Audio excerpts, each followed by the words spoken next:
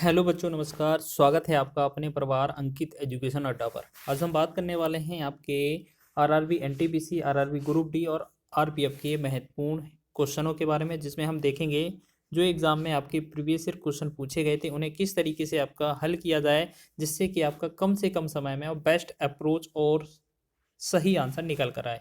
तो यहाँ पर इस तरीके से क्वेश्चन लिखा होगा, आप मात्र देख कर आंसर लगा सकते हैं इन प्रश्नों में, और ये आपके रेलवे के एग्जाम में जरूर पूछा जाता है। निम्नलिखित में से कौन सी संख्या शांत दशमलव है? 15/600, 29/243, 7/2 गुणे 7/2 और 77/210। तो इसमें आपको बताना है, विकल्प दिए हैं, शांत क्या होगा। देखिएगा, हम आपको आंसर बता रहे हैं, तो आपका जो आंसर होना चाहिए वो हो जाएगा आपका 15/600। ठीक है, ये आपका होना चाहिए आंसर। लेकिन ये आप कैसे समझेंगे इसका आंसर क्या होना चाहिए? ठीक है ना, इसका आंसर क्या होना चाहिए आप कैसे समझेंगे ये?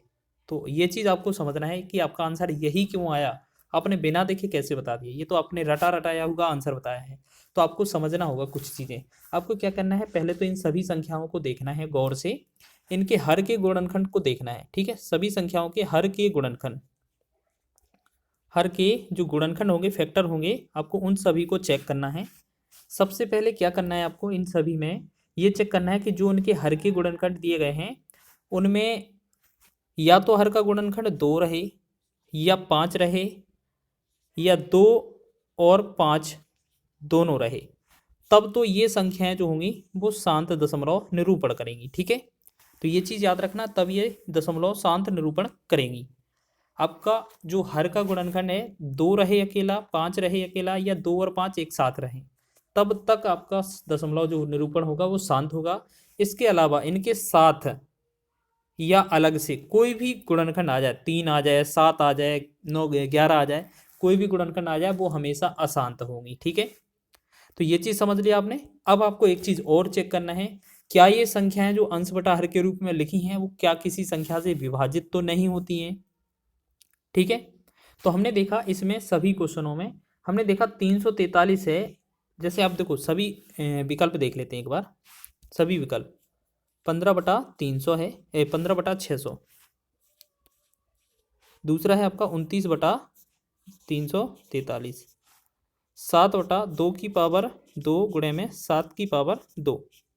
और चौथा विकल्प है 77/210। ठीक, अब हमें ये चेक करना है क्या अंश बटा हर कोई कट रहा है। ये चीज़ नहीं कट रहा है। अगर ये 7 एक बार कट रहा है तो ये एक बार 7 बच गया है, तो हमने क्या बोला था, 7 नहीं होना चाहिए 2 और 5 के अलावा, तो ये वाला भी ऑप्शन गलत हो गया। अगर हम इसे डिवाइड भी कर देते हैं, 7 से 11 बार, 7 से करेंगे 30 बार। अब 30 का अगर हम फैक्टर करेंगे तो एक 3 जरूर आएगा, तो ये भी ऑप्शन गलत हो जाएगा। अब 15/600 लिखा है, तो 15 का एक बार, 15 चौके 60, एक जीरो, यानी कि ये बनेगा 1/40। अब 40 का अगर गुणनखंड करेंगे आप, तो यहाँ पर या तो 2 गुणे 20 लिख लीजिए, ठीक है, या आप 1 के बटा में, या आप 1 के बटा में 4 गुणे 10 लिख लीजिए, कोई बात नहीं। ठीक है, दोनों बात बराबर है।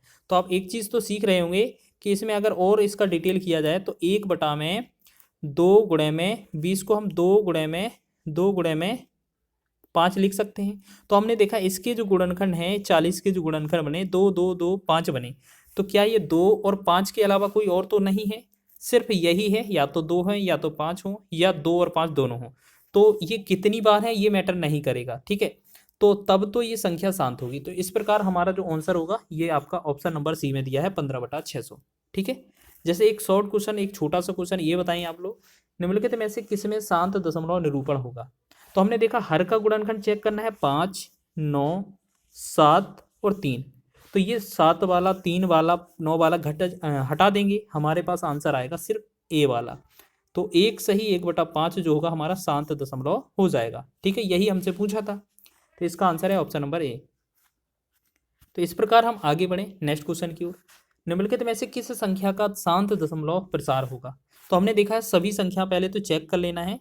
अब ये 11/10 है, अब ये कटेगा नहीं किसी से, तो ये तो पहले ही गलत कर देंगे हम। ठीक है, ऊपर वाला जो 47 है, 47 नीचे वाले से नहीं कटेगा, तो ये भी गलत है, क्योंकि 150 का जो गुणनखंड होता है वो आप ऐसे समझिए कि 3 गुणे 50 होता है। अब 50 को तो आप मैनेज कर लेते, लेकिन ये 3 एक्स्ट्रा आ गया था ना, तो ये वाला गलत हो जाएगा। ठीक है, अब 43 नीचे कटेगा नहीं, लेकिन अगर इसे हम काटेंगे तो यहाँ पर 2 गुणे में, यहाँ पर ऐसे करेंगे, यहाँ पर 14 गुणे में 10 लिखा जाएगा। तो 10 तो आप समझ सकते थे कि ये 2 से विभाजित हो जाता है, 5 से हो जाता है, 14 में एक 7 आ जाएगा, तो 7 भी नहीं होगा। तो इसका मतलब क्या है, हमारा आंसर ये हो जाएगा 57/120। तो क्या ये भी सही है, एक बार चेक कर लिया जाए। 57/120, क्या इसका गुणनखंड 2 और 5 ही आ रहा है, इसके अलावा कुछ और तो नहीं आ रहा है? तो आपको एक चेक कर लेना है। इसमें हमें लगता है कि अगर इसमें 57 है, नीचे आपका 3 गुणे में 40 होना चाहिए, 40 दिया 120। अब देखिएगा 40 तो ठीक है, 2 और 5 गुणनखंड आ जाएंगे, लेकिन 3 एक्स्ट्रा लग रहा है, तो क्या ऊपर वाला कट रहा है? 3 एकम 3, 3 से 19 दिया 57, ठीक है।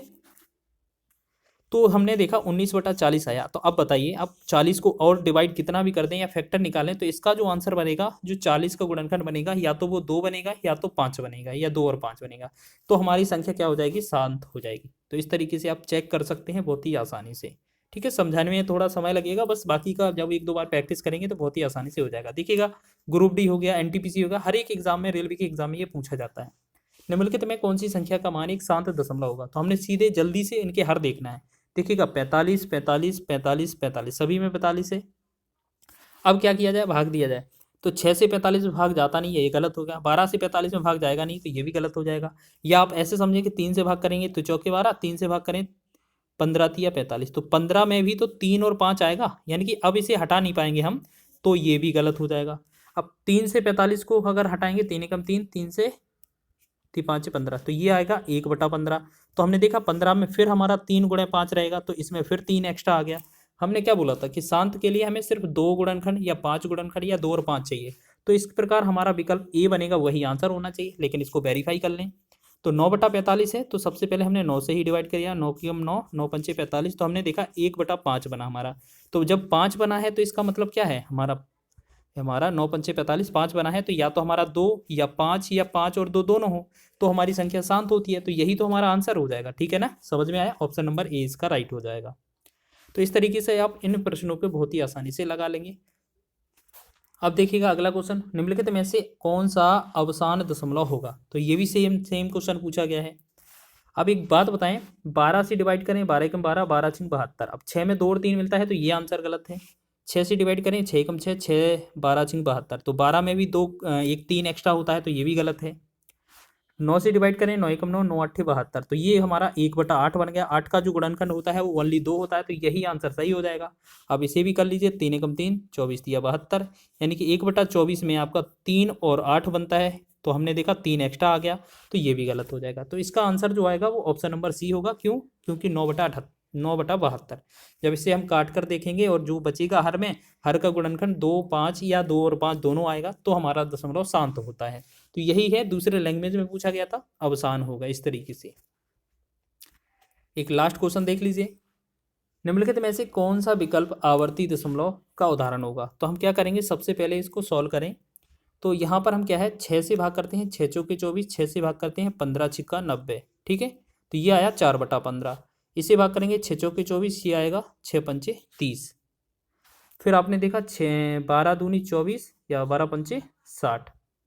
यहाँ पर देखेंगे 24 एकम 24, 24 पंचे 120। तो हमने देखा पहला जो बना 2/5 बना, दूसरा बना 4/15, तीसरा 1/15, 1/5, चौथा 4/5। तो हमने देखा, देखिएगा ये 5, ये 5, ये 5, ये तो शांत दशमलव वाले हैं, अवसान वाले हैं, लेकिन आवर्ती दशमलव पूछा है हमसे, तो हमारा ये जो बच रहा है ना 4/15, ये आपका अवसानी होगा, ठीक है, या अशांत दशमलव होगा। इस तरीके से भी मिल सकता है आपका क्वेश्चन, अशांत हो जाएगा, ठीक है। तो बी ऑप्शन इसका राइट है।